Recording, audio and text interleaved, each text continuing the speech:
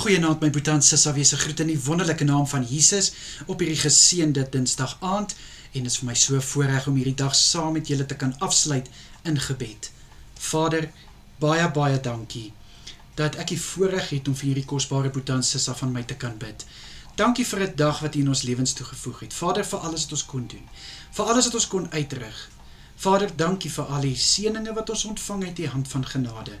Dankie vir al die voorsiening, Vader. Here, ons loof en prys U en is so dankbaar.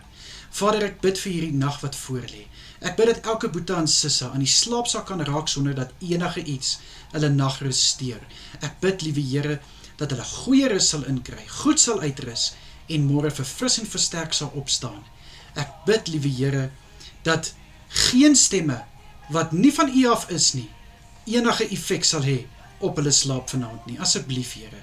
Ek bid vir drome van blydskap en vir drome, liewe Here, van goeie moed in Jesus naam. Ek bid vir U hand van kalmte oor elke een en ek bid vir rustigheid in hulle harte en in hulle gedagtes.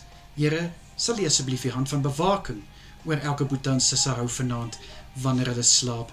In U kosbare naam is dit my gebed. Aan U alle eer en lof en heerlikheid. Amen en amen. Julle moet baie lekker slaap en julle moet goed uitrus. Wees geseënd almal. Totsiens.